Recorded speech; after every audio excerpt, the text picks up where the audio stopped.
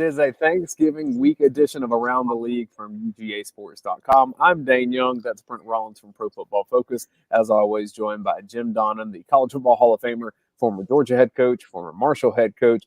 He's got all these other schools I could list in there as well, but we don't have time to make sure that we talk about all the places that you've coached and all the people that you've coached, Coach Donnan. But I will say that this show is coming to you from 3 separate states right now. Coach is out in Oklahoma. I'm up here in Gatlinburg, Tennessee. And Brent, you're getting set to make the trek down south with the Titans on your. You'll still be in the state of Georgia, but just barely. Yes, heading down to Bainbridge on Friday. Watch the North Dakota Titans face Bainbridge in a quarterfinal matchup. And we'll, maybe we should consider a watch-along show for the North Dakota Titans next year. We'll figure that out at a later time. Hey, we got a packed show here. We want to get to every rivalry game happening in the conference this week. So let's go ahead and jump into this game by game as we do every week. And we start with the game that rightfully is back on Thanksgiving, and it's at 7:30 ESPN, Thanksgiving night, number 9 Ole Miss at Mississippi State. It is Mike Leach, it is Matt Corral, and Lane Kiffin. And Brent, this is one of those games, I don't care what happened throughout the rest of the season, I would not be surprised by any result with this particular game. No, and actually Mississippi State's favored in the game by I think 1.5 or something like that. But it's kind of fitting that this game, like you said, is on Thanksgiving night just because it usually is a wild game. But also, it's just there's a lot to play for. Second in the West, Ole Miss is likely playing for a New York 6 bowl game type deal. And when you think about the implications and ramifications of this game, 2 years ago, the whole leg lift action from Elijah Moore, like think of all the things and all the cascade of events that happened because of that. Matt Luke now at Georgia, different coaches in this game. So a lot of things but one interesting note about Mississippi State that I was just fascinating looking at into this game was, so Will Rogers on the season, 431 completions, 571 attempts in his 11 games. Georgia, the last 2 years in 21 games, 360 completions, 589 attempts. Basically, that's just amazing just to show you the style of play that Mike Leach has, and he's brought the SEC, and he's brought his style and stayed with it and had some success this year. Yeah, both of these teams in their second year are really sending upward. Big wins by Mississippi State over ranked teams, and certainly Lane Kiffin and his whole program got a chance to, like he said, go all the way to a New Year's 6 bowl. A couple things that are really big for me in a game like this. You look and research this game over years, it's always been just unbelievable amount of penalties in it because of the hate involved. You get some really stupid penalties. You get some penalties that you just don't expect just because of the emotions of the game. Last year, 15 penalties. I mean, every year there's just so many things. So how's the game going to be called just on the regular parts, the pass interference, the holding and all that, but you're going to get some personal fouls. You'll get some late hits, and team that can keep its composure is going to really be huge in this game. Also, the coaches got to keep theirs, don't get too emotional and make decisions like Lane Kiffin did against Alabama when he went for it 4 times. You just got to really be careful about how you handle it because this game is lost as much as it's won. One interesting parallel here to me is the 2 quarterbacks. Ever since Corral got hurt, he hasn't had many multiple touchdown games as far as throwing the ball. He did against Vanderbilt, but that's the only time since the Tennessee game that he's thrown more than 1 touchdown pass in any game. They've been very inefficient around the red zone, really having a hard time scoring. Contrast that to Will Rogers, who you mentioned, 15 touchdown passes to 1 interception ratio in the last 3 or 4 games. I mean, he just gets the ball in the end zone and they throw the ball so efficiently. Here's the thing. Somebody said it's death by 1,000 scissor cuts. I mean, just the fact that throughout the game, paper cuts, throughout the game, you can't get off the field on defense the way these guys make it. On 3rd down, 4th down, they just really throw the ball so efficiently. So what is DJ Durkin going to do? Is he going to try to press these guys and give them some man routes, or is he going to drop off? There's just so many things that you got to do defensively. So I've kind of tried to capsule it, but this game could go either way. There's no question about it. Emotionally, football-wise, they're both good teams. But I would say this: the team that can get off the field on third down and the team that can stay on the field on third down is going to win this game because, possessions are going to be really prevalent in this. And the more chances Corral's got a chance to get the ball to these big playmakers, the better it's going to be. The less chances they're going to be sitting over there on the bench watching the game, listening to all those cowbells. So this is going to be an unreal contest, and I'm looking forward to seeing it on Thursday night. Coach, you talk about Will Rogers. I read, it was a tweet that I saw. Steve Spurrier was asked about the Heisman race. Obviously, he being former Heisman winner, he helps induct the winners as they go to New York and everything. And he mentioned Will Rogers' name as someone that should be in Heisman contention and a guy that might have his particular vote. I'm curious, do you see his resume involved in Heisman worthy?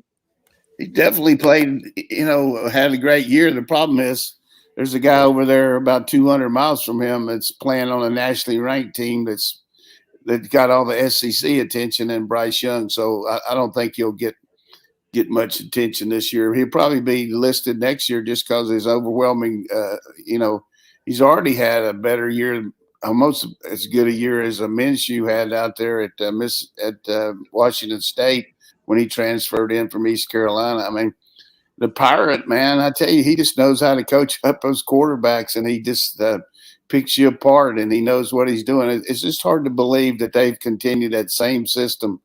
Seems like ever since forever, going back to Kentucky, and they really don't. They call it the same and use the same formations. And then if they had a field goal kicker against Arkansas, I mean, just unbelievable year for them. Here's how much I look forward to the Egg Bowl every year. When I found out it was on Thanksgiving this year, it was after these plans, I told you we're in Gatlinburg right now, these plans are already made. I've instructed my wife that for the next 2 years, Thanksgiving night's going to happen first next year in Oxford, the following year in Starkville, and to not make plans otherwise, because that's what we'll be doing on Thanksgiving night the next 2 years. So you going to actually go to the game? Next 2 years, we will. That's the plan. I like prioritizing it. Yeah, what a football fan you are. That's the way to do it. I like it. Hey, well, I don't get to go to many games. I'm always, doing these shows and hanging out with you. Like, I haven't been to a big-time college football game in a couple of years because of the coverage that we do here. And so on Thursday night, that's the way to do it. And plus, my wife's family's in Prattville, Alabama, so we've got a good hopping off point from there to still get food. There you go. Everything like that. All right. I like it. Moving on. This is on Friday. So Black Friday, we have Missouri at number 25, Arkansas. That's a 3:30 Eastern, 2:30 Central kick over on CBS. And Coach, I'll start with you here because I know Missouri on these kind of Thanksgiving weekends, it gets a little squirrely playing those guys. Yeah, hey, Missouri's had the upper hand in this game the last 5 years. I think they've beaten them 5 straight years. I just think, to me, Drinkowitz been in the press way too much this week.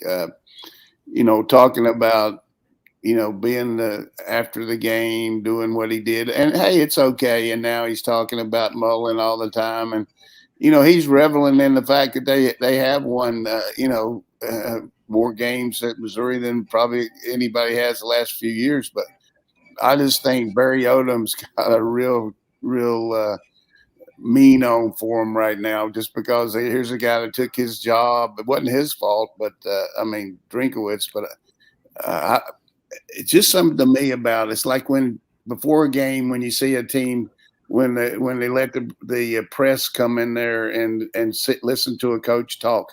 100% almost every one of those teams get their ass beat because, it's an ego thing. I would never let somebody come in my locker room before a game and listen to my team silently. We got our own little talk and it's nobody else's business. So you just watch it. When you see a team get an interview for a game, they're getting ready to get their ass beat just because that's in their locker room.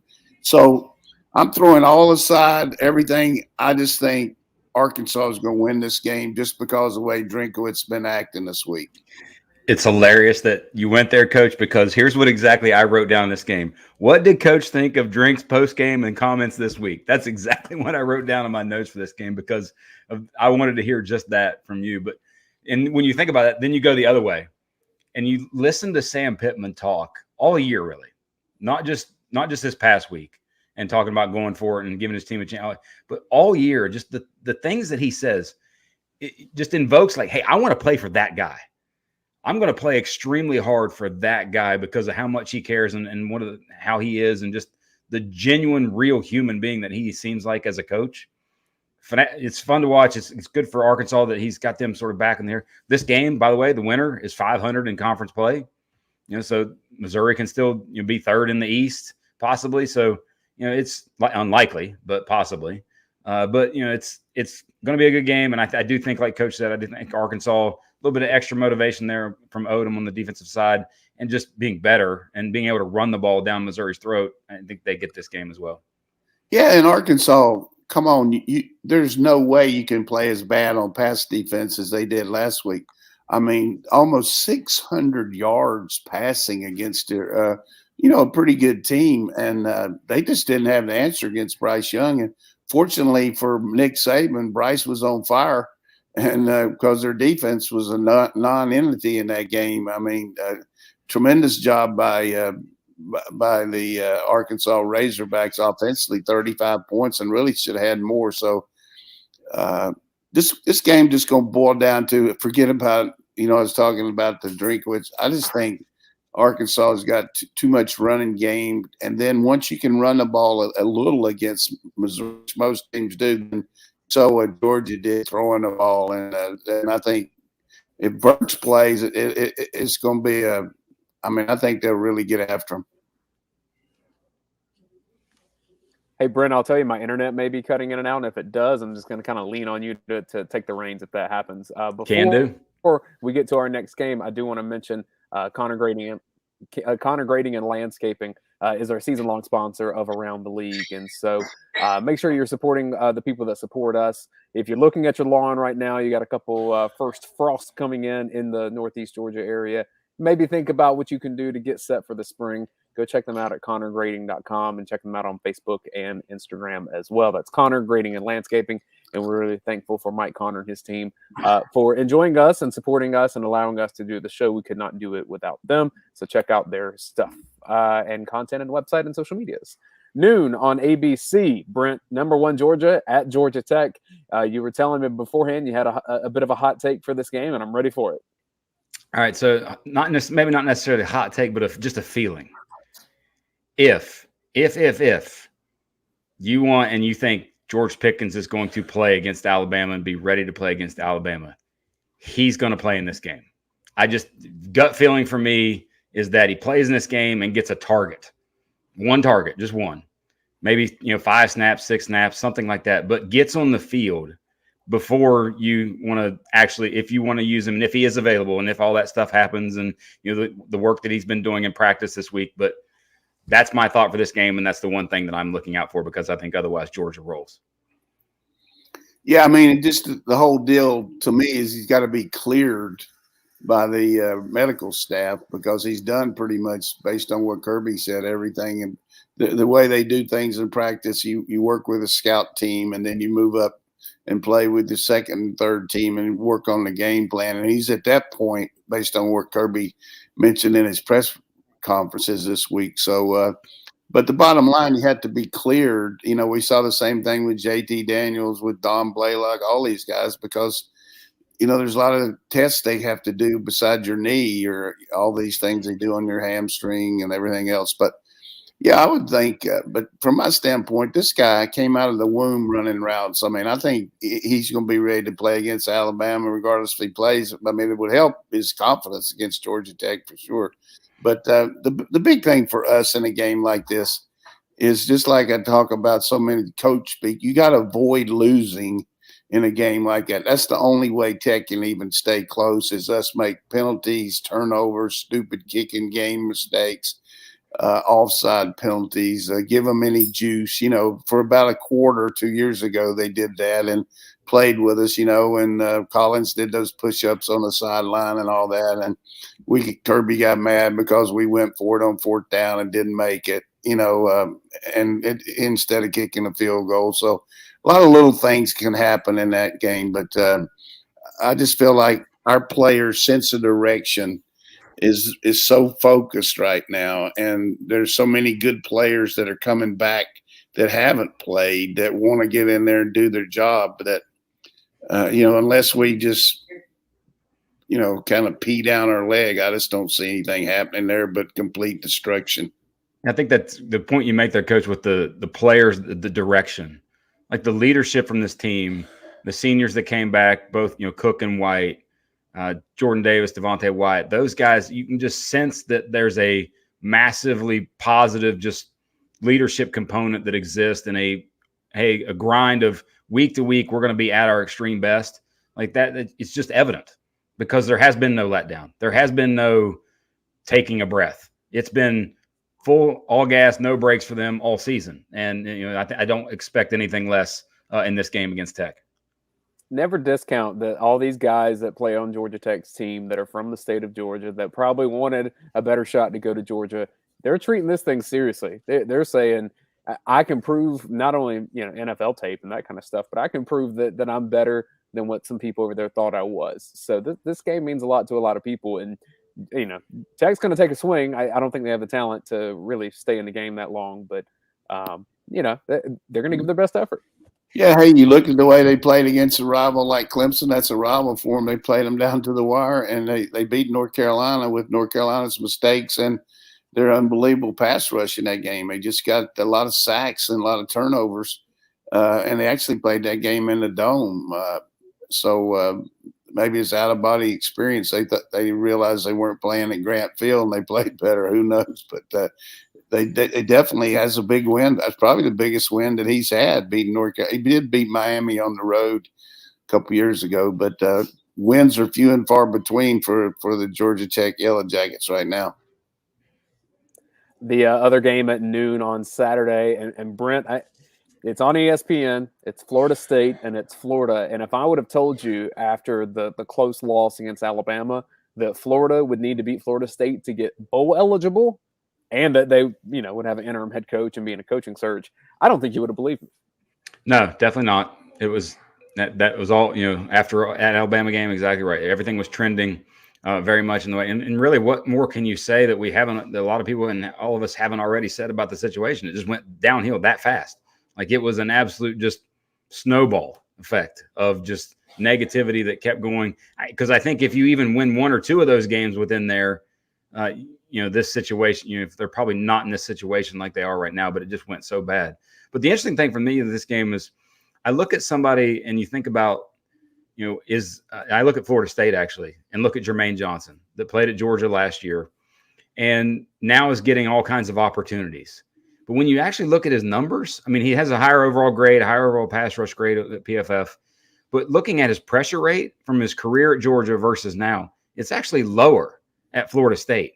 It's just some of those pressures have turned into sacks, and he's gotten way more opportunities. So good for him from being able to go and get those opportunities. But from how he's actually produced, he's been about the same, if not even a little bit less on a play-by-play basis than what he was here at Georgia. But again, it's a rivalry game. It'll be possibly fun to watch if you're a fan of either of those teams. But outside of that, yeah, it's interesting that you think about the situation that this time last year, who would have said, hey, whose program is going to be in the best situation? Probably not Florida State or Miami. And those are the two that are going to probably keeping their coach. Yeah, I remember back on June the 1st, I said Tennessee and South Carolina are going to be bowl eligible, and Florida's not going to win but 2 conference games. No, I didn't say that. But seriously, it's just a tough deal for the coaches, everybody involved when you have a coaching change. And certainly you got the 2 outside backers that were both heavily recruited by Georgia, 5-star Brenton Cox playing for Florida and Johnson playing for Florida State. Which one of them can make the most plays out there? Both of them got to be thinking, hey, I could be playing for the national championship if I'd have stayed with Georgia. And, we probably could have used them right now with the injuries we've had and the fact that Anderson's out. But, hey, that's neither here nor there. But I think this game's going to boil down to me, can Florida not self-destruct I've talked about this with other games, but when they really can do things and not turn the ball over, they got a lot of weapons. Pierce and their quarterback Emory Jones and Copeland on the edge. I mean, they can do a lot of things to hurt you, but they hurt themselves as much. I mean, this is a team that went down to the wire with Alabama, who's ranked, right up there for the national championship. So they're capable, but I think the big key in this game is emotionally.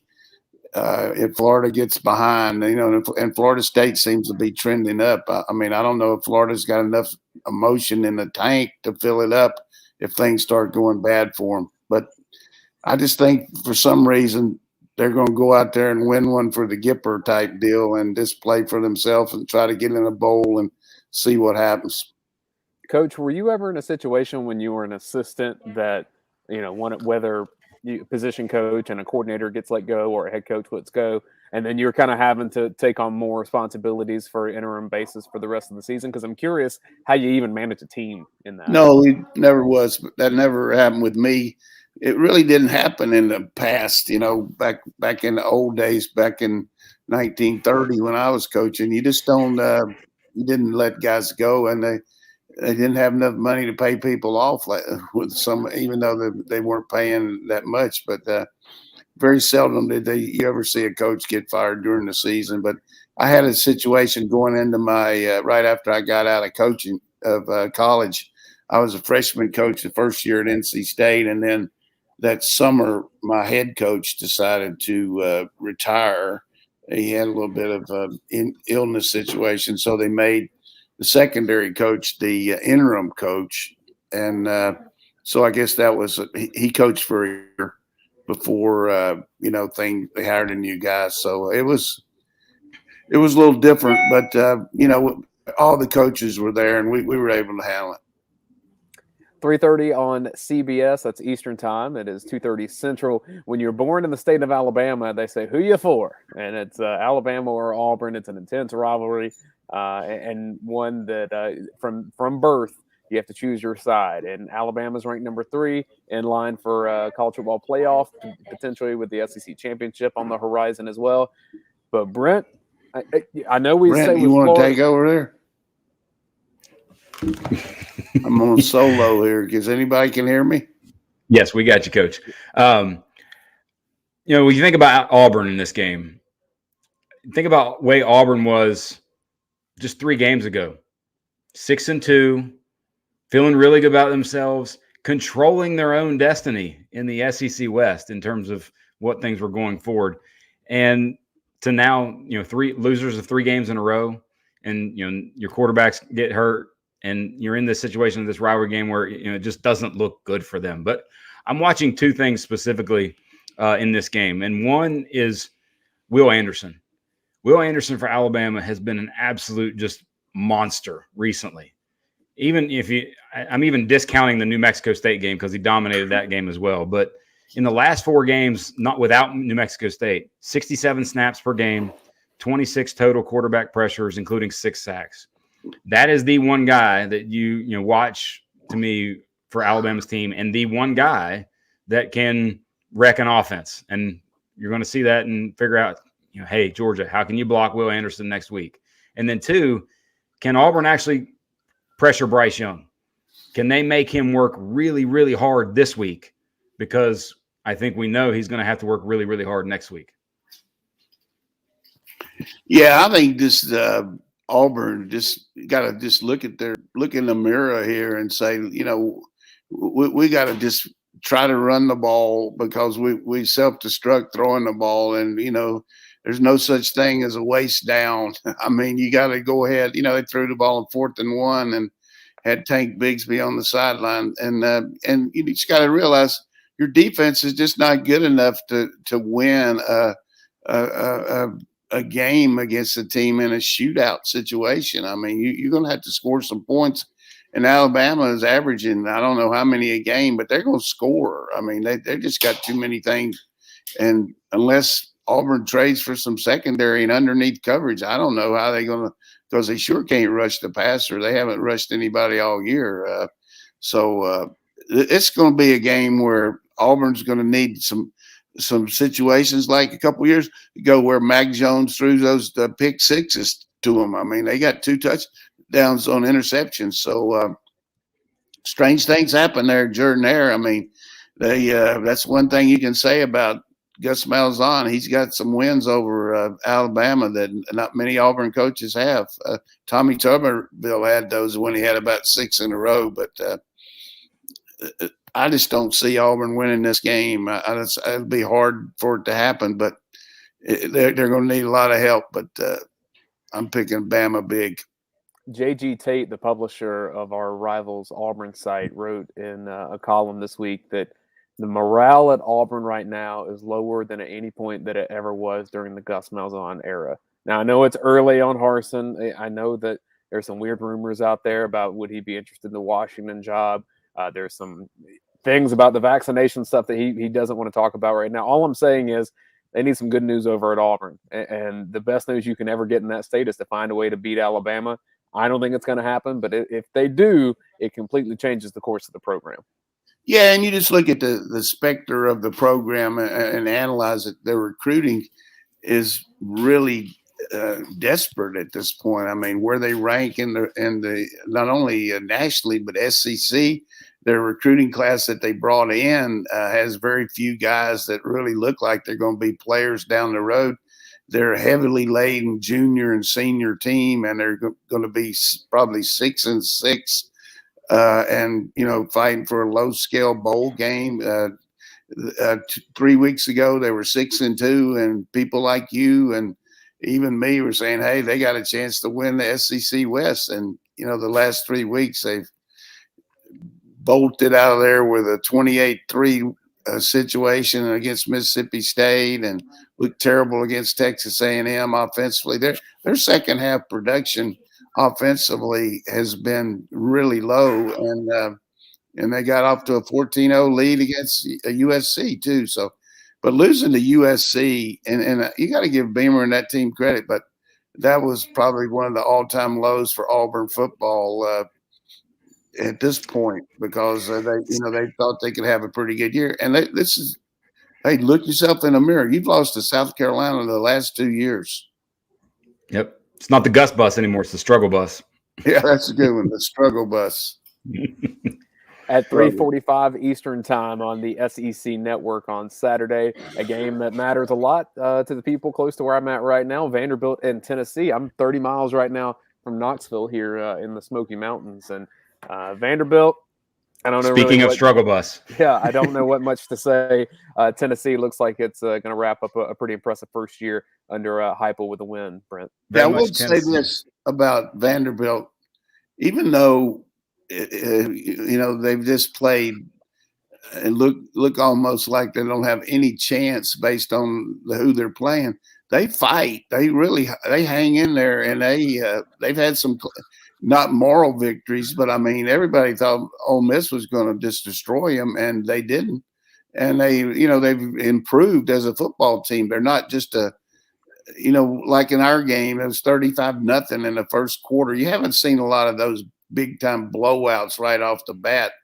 And I think that's a tribute to the coaching staff. So hopefully, they can get their morale going a little bit and hang in there. But this Vol offense is operating on all cylinders right now, and they're going to come out of the Vol walk throwing the ball.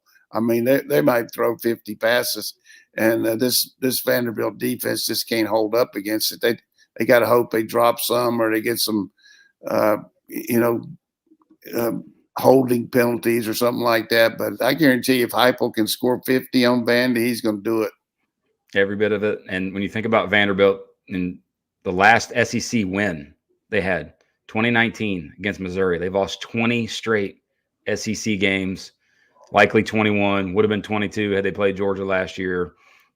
But like you said, Coach, now it's just about, hey, go get some players, because you've proven that you can improve as a team, that you're going to get kids to fight. Now just go get some players to back that up. And then obviously Tennessee's perspective is, hey, let's finish this really good, solid season we've had and be third in the East. 7 o'clock on ESPN. Final game in Tiger Stadium for Ed Orgeron. Won a national title in 19 and is on the way out now. Number 15, Texas A&M at LSU. Brent. It's an interesting game for A&M just because they're I think a 6-point favorite on the road, but they could be third in the West. They lose this game, they could be sixth in the West. So it's just a very feast or famine in terms of where they're going to be. But this is for an A&M. This is a season of what could have been. You beat Alabama. If your quarterback doesn't get hurt, you have two other victories. Who knows what? But the talent was there, and they just didn't take advantage of the opportunities that were presented in front of them. It's a close loss to Mississippi State. Didn't play well enough on the road against Ole Miss, and it's just what could have been for A&M this year because they were that talented from a roster perspective, just missing that one piece. Yeah, I would say that from an underachievement award, they get that. They lost to 3 teams that are second-year coaches: Mississippi State under Leach, Ole Miss, and Arkansas.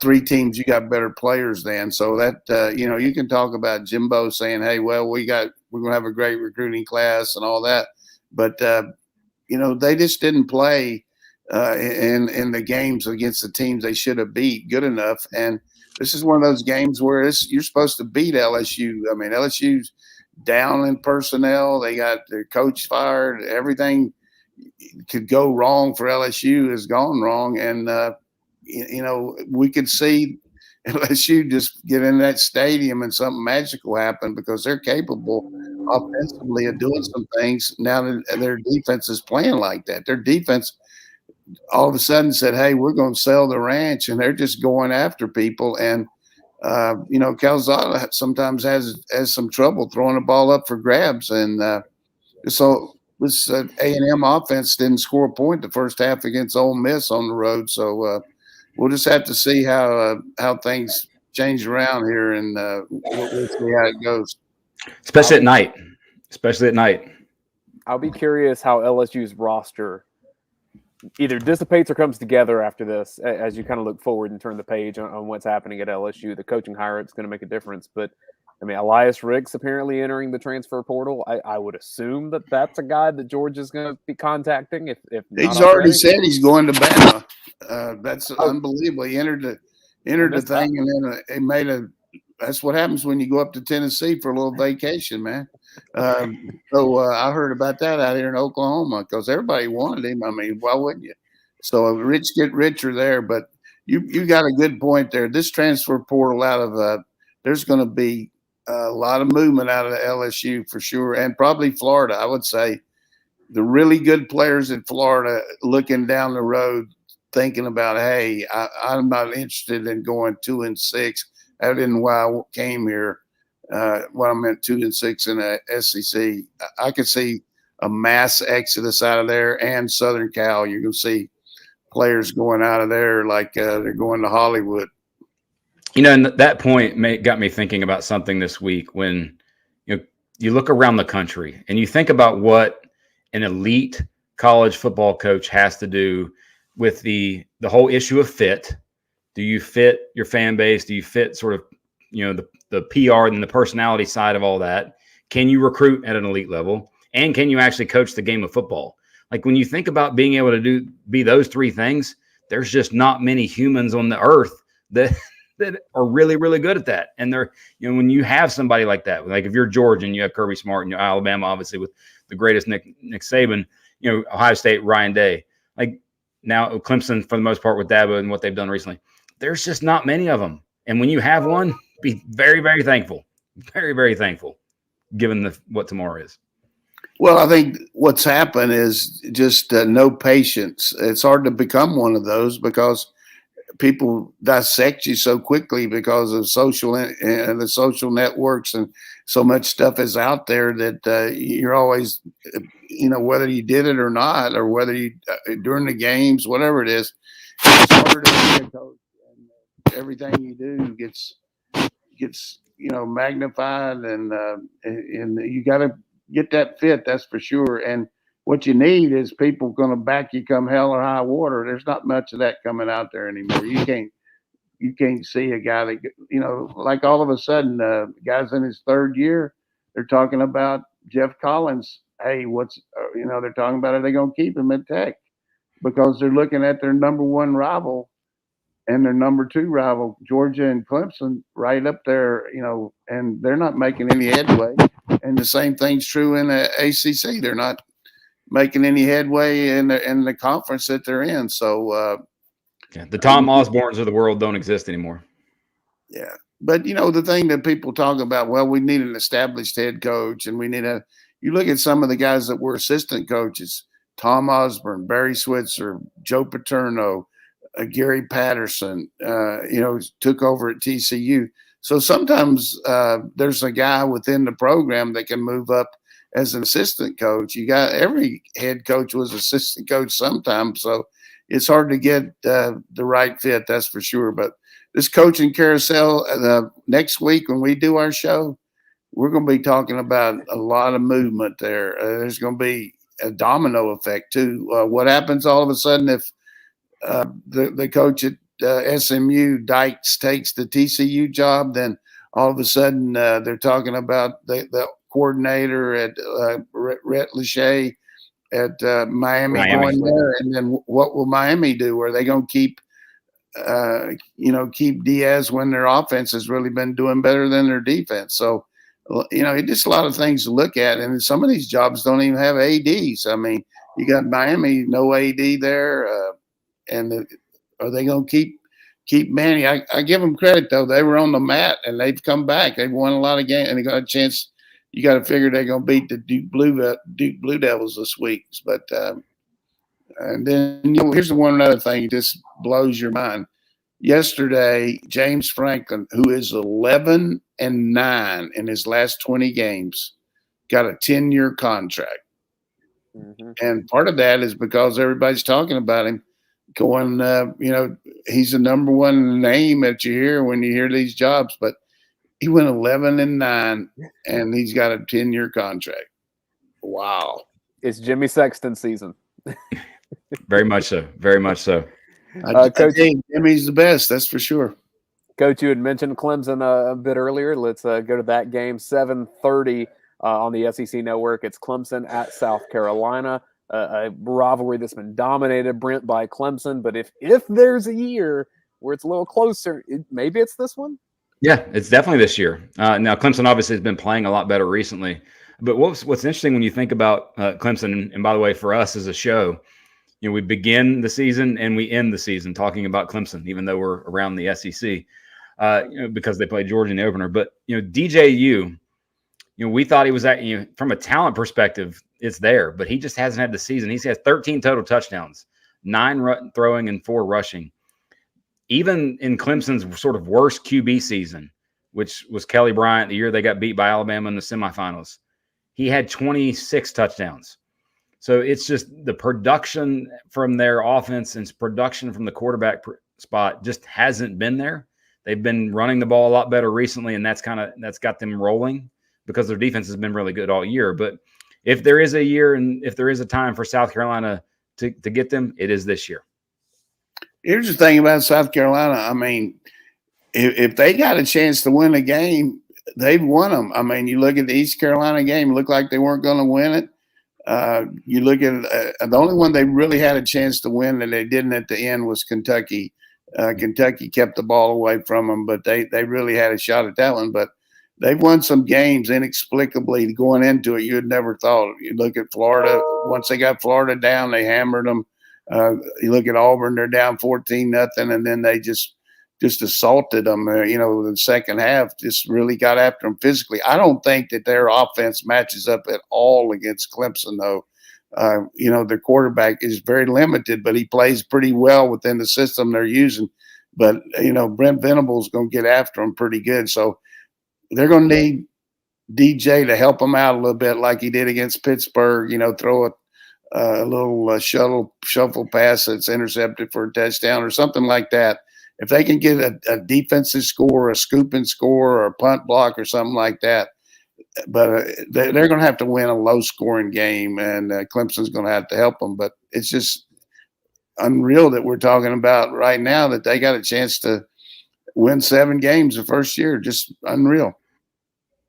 Final game in the league this week, and then we'll wrap with a quick college football playoff chat from the rankings last night. 7:30 on ESPN2 on Saturday. That is Kentucky at Louisville. Brent? Yeah, Louisville's playing really well. Malik Cunningham's doing all kinds of great things for their offense. But for me, the most interesting thing about this game is something that's happened this week on social media. Did you happen to see Josh Paschal's commercial with the dentist office? That was good. Please, that was amazing. Like that's exactly what this, to me, the NIL and all this stuff is where you can have fun with it and kids can go make a buck and do some things like that where it's great content. It was fantastic. That's my spiel for this game. Was I love the dentist commercial for Josh Paschal. Yeah, I mean, he's out there having fun, and the dentist give him a chance to give him some money over the table instead of under the table. So it's a good move by Kentucky using that. I think this game, playing for the state championship, Satterfield had a lot of pressure on him going into the season, and it really has improved. I mean, they just their offense is going to give Kentucky problems. Kentucky rushes the passer pretty well, but it's going to be a high scoring game. I could see this being like the basketball game when Louisville and Kentucky play. I could see this game being one of those 38-35 games that this could go down to the wire. And with that, we've discussed every game in the SEC this season, as we have done around the league every week of the year. And Connor Grading and Landscaping, that's the group that helps make this possible. So make sure you check out their stuff over at connorgrading.com and just Google Connor Grading and Landscaping, Instagram and Facebook. That's how you see their latest. Guys, let's quickly wrap with college football playoff discussion. Cincinnati now in the mix at the top in the top 4. We'll see if that can hold. Obviously, we have Ohio State and Michigan, the big game that will determine a lot up in the Big Ten. And then here comes Notre Dame, coach, just kind of hanging around at the bottom, trying to sneak in that 4th spot like they do virtually every season. Yeah, Notre Dame's going to need a lot of help, though. And a lot of things got to happen for Notre Dame to get in there. You got to watch the Big 12, Oklahoma State. You got a shot here if they could beat Oklahoma and then probably Baylor. But it all gets down to if Alabama beats Georgia, then that's going to hurt a lot of teams because you got to keep Georgia in there. But once Georgia gets Alabama, then it's going to be Katie bar the door for that last position. Yeah, and Cincinnati this week. Like this is very much a trap game to me for Cincinnati. When you go to East Carolina, who has played South Carolina tough, they played some teams tough, and that's just an interesting place to play. But still, yet, like Coach said, Notre Dame's going to need a lot of help. And, you got Oklahoma and Oklahoma State, who they might actually kind of cancel each other out. Unfortunately, it's one of those things where if Oklahoma State wins, all right, good. Or if Oklahoma wins, now you got to turn around and play them again. Like I think they play each other again in the Big 12 championship if Oklahoma wins. So, that's one thing. It's kind of an easy playoff, I think, if Oklahoma State wins out. If Georgia wins, Ohio State wins out, and then Cincinnati and Oklahoma State. I think it kind of falls into line that way. But, I just expect this season, expect the unexpected, obviously. I'm going to make you the master prognosticator. If you had to just pick the 4 teams that you think when that final playoff is set, which 4 teams do you think it is? I think it's going to be Georgia. I think it's going to be Ohio State, Cincinnati, and then Notre Dame. I think the same thing, and we did not prepare that at all. That's the 4 that I see as well. That would have Ohio State beating Michigan. That would have probably Oklahoma State losing one of its next 2 games. And then that would just have Cincinnati win. Georgia beats Alabama, and then there's Notre Dame. So it's going to be an interesting path to the college football final. I think we all agree if Georgia beats Georgia Tech, then Georgia's in, regardless of what happens in the SEC championship, right? I mean, you look at all the way that Georgia dominated all year against everybody. I mean, and plus the good part that you read about is the winning percentage of all the teams they played. They played teams that have won a lot of games, even though they may not be ranked. But you look at Kentucky, you got a chance to have an unbelievable record. Arkansas got a chance to be 8-4. Clemson is going to be 9-3 if they beat South Carolina. So I mean, just those things start adding up. But the whole key for all these teams, if Alabama doesn't beat Georgia, then it's going to be who knows what's going to happen. And if Michigan, for some reason, would beat Ohio State, then people all the way down to 10 are going to be looking at things, because Michigan could, knowing their history, they could go in there and lose to Wisconsin in the championship game. Yeah, I could definitely see that happening. Quickly, as we wrap it, I just want to say, Coach, thank you. And to the fans that are listening, I want you to understand that Coach Donnan went out for family time in Oklahoma and has, on 3 occasions now since he's been out there, made it a priority to speak with you, the listeners, and support what we're doing at this website. His time is so valuable, and he's as great of a family man as I've ever met. And he said, even though I'm out here, I can do this. I want to do this for not only the sponsors that support us and are invested in these shows, but he really wants to make sure that the fans understand that he cares about you and wants you to have the best content that you can have. So, Coach, thanks for making that a priority. It means a lot to me and to our fans. Hey, I appreciate that. I think you probably overvaluating my time. I mean, my biggest deal is just to get up in the morning, and after that, it's overwhelming what's going to happen next. But just enjoyed this show and appreciate Connor Landscaping doing the job for us. And I hope people realize there's a lot of things you can do over the winter to get your yards and they can help you with. And also, you know, this time of year, Thanksgiving, there's a lot of things to be thankful for, but everybody don't take for granted your health and your family, and realize that, you know, don't realize it till it's too late that you don't really value what you got. So I'm not trying to be hokey there, but this is a special time of the year for everybody. Absolutely is. And Perfectly Brent, said. Let's go North Oconee Titans Friday night. Let's go Titans. Take down Kirby's alma mater. Yeah, go down there and look at some of those trees Kirby used to climb around in when he was young kids. So that'll be great.